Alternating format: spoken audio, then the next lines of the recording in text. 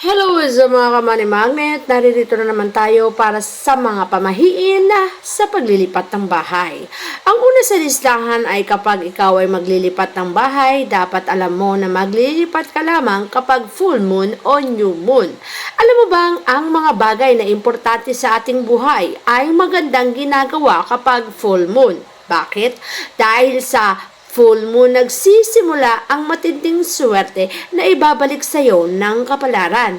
Bukod sa paglilipat ng full moon o kaya naman ay new moon, mainam din ang mga araw ng Thursday o Friday sa paglilipat ng bahay. Tandaan natin, dito tayo magsisimula ng bagong buhay. Kaya naman sa paglipat natin ng bahay, dapat nating pakasiguraduhin na ang araw o kaya naman ang lugar na ating titirhan ay maswerte para makapagbigay sa atin ng magandang kapalaran. Isa pang bagay na dapat mong tatandaan sa araw kung saan ikaw ay maglilipat ay ang numero o petsa nito. Mas mainam na mayroong 8 o 0. Alam mo bang ang binugang mga yan ay nagpapakita na ang buhay mo ay magiging never-ending ang swerte. At bilugan ang mga yan kung kaya naman ang swerte ay mapapasayo ng walang kagastol-gastol o walang kahirap-hirap. Kaya naman kapag ang numerong napili mo ay 8 o kaya naman may 0, siguradong natitiyak ko sa iyong ang ibibigay sa iyong nitong swerte ay hindi lang panandalian kundi panghabang buhay. Kaya naman piliin ang tamang petsa kung kailan ka lilipat ng bahay para tamang swerte rin ang iyong mabungaran.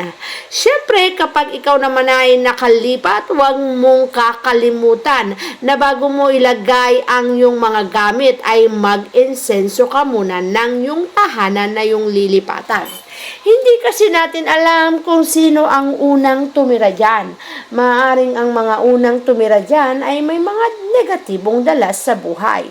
At kapag ikaw ang sumunod sa unang nakatira, kung negative ang dala ng unang nakatira, ay maaaring mapasa sa bagong lilipat sa tahanan na yan.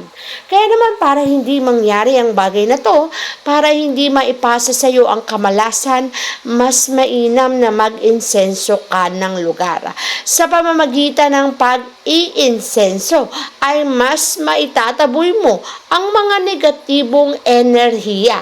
At kapag naitaboy mo ang mga negatibong enerhiya na yan, ang mapapasayo ay walang iba kundi kaswertihan.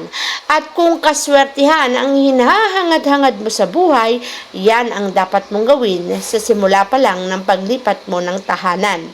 Bukod dyan, kapag pasok mo pa lang sa bahay na yung lilipatan, mas mainam na ang una mong ipapasok ay ang mga santo, rosaryo o mga rebulto ng mga pinaniniwalaan mo kung ikaw ay Katoliko.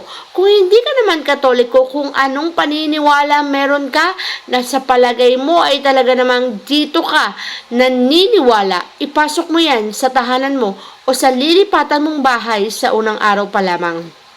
Bakit? Sapagkat ito ang magbibigay sa iyo ng mas matinding blessing, mas matinding kaswertihan, at mas maraming biyaya sa buhay. Kaya naman kung nagnanais ka na magpatuloy ang blessing na yan at mga biyaya sa buhay na yan, ay huwag mong kalimutang ipasok ang mga masiswerting bagay o ribulto na yung pinaniniwalaan sa buhay. Bukod dyan, kapag ikaw naman ay nagdala ng mga walis, basahan o mga gamit panglinis, mas mainam na ang gamit na mga yan ay mga bago o wala pang pinaggamitan. Ang mga bagay na panglinis ay nagdadala ng dumi kung saan kapag naipon ay nag-i-stack ang negatibong enerhiya. At ang mga negatibong enerhiya na yan ay ayaw nating madala sa lilipatan nating mga bahay. Kaya naman mas mainam kung bagong lipat at bago ang bahay, mas mainam bago rin ang mga gamit panglinis para mas malinis ang buhay na daratnan sa bagong bagong bahay na yan. Para sa ganon, ang mga negatibong enerhiya sa nakaraan mong tirahan ay hindi mo madala sa bago mong bahay. Yan ay iyong pakatandaan. Huwag mo rin kalimutan na ipasok ang mga masiswerteng halaman. Ang mga masiswerteng halaman na yan ay nagpapasok ng matinding blessings sa buhay. Lalo na kung ang una mong ipinasok ay ang money tree o money plant kung ituran. Kaya sinabing money tree, nagsimula sa salitang money na ang ibig sabihin ay pera. Ibig sabihin, pera, swerte ang ipapasok nito sa iyong tahanan. Kaya naman kung nagnanais ka ng pagbabago sa iyong buhay, tandaan mo na ipasok mo ang mga masiswerteng halaman upang maipasok sa iyo nito ay maswerteng buhay. Para sa ganon, ang blessing ay siksik-liglig at nag-uumapaw. Kapag ganito ang ginawa mo sa iyong buhay, paniguradong ang blessing din ay mag-uumapaw sa iyong buhay na hindi mo na alam kung saan mo ilalagay ang mga blessing o perang iyong nakakamit at tagumpay na iyong tinatamasa. Isa pang bagay na hindi mo dapat kakalimutan sa paglipat sa bagong bahay ay ang asukal, asin at bigas na yan.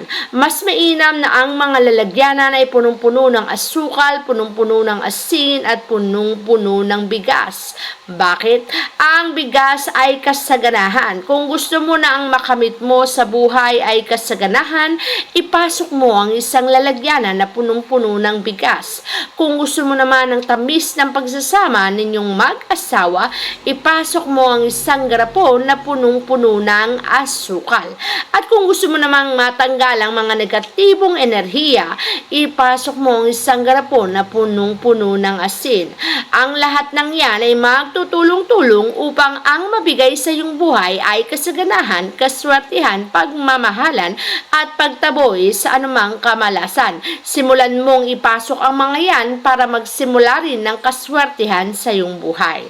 At syempre kung ikaw naman ay unang araw sa bahay na yan, magpatugtog ka lamang ng malakas gamit ang estereo sa iyong tahanan.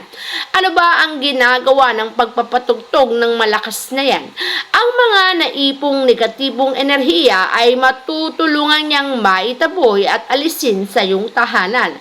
At kapag ang mga natirang negatibong enerhiya na yan ay nataboy at naalis sa iyong tahanan, ay mas matindi ang ibibigay nitong blessing sa iyong buhay. Mas maraming kaswertihan, mas maraming swerte, mas maraming blessing, at mas maraming success sa buhay. Yan lamang naman ang ibibigay sa iyo ng bagay na to, kaya't simulan mo na para swertihin at magkaroon ng tagumpay sa buhay na matagal mo nang inaasam-asam. Yan lamang po. Thank you very much.